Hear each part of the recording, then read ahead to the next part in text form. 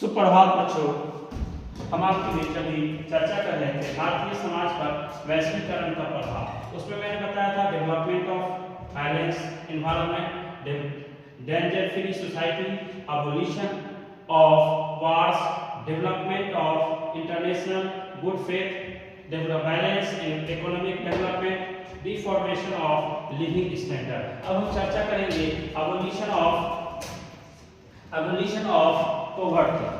Abolition of poverty, जिसको आप गरीबी उन्मूलन के नाम से जानते हैं। और गरीबी उन्मूलन आज हमारे समाज के लिए काफी दर्जा का बहुत ही घिनौना एक रूप है, जिसको आप गरीबी उन्मूलन के नाम से जानते हैं।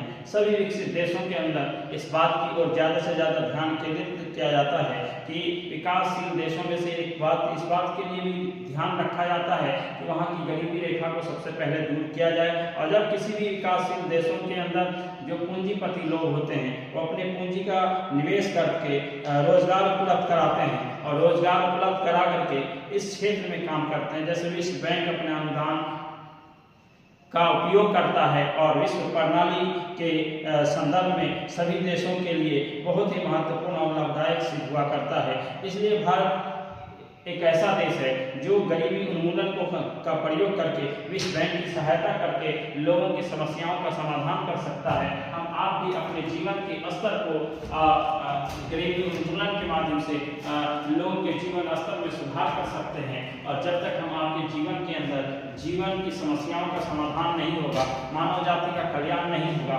मानव जाति के समस्याओं का समाधान भी नहीं हो पाएगा। इसलिए हम आपके लिए जरूरी है कि हम गरीबी उन्मूलन पे काम करें। और गरीबी उन्मूलन पे उसी समय काम कर सकते हैं जब हम देश के हर गरीब कमजोर तबका के लोगों से मिलेंगे, उनकी समस्याएं सुनेंगे, उनका समाधान करेंगे, उनकी गरीबी खत्म करने में सहयोग करेंगे और उनके दिशा निर्देशन देने के लिए हम अपने आप को लाभदायक सिद्ध करेंगे।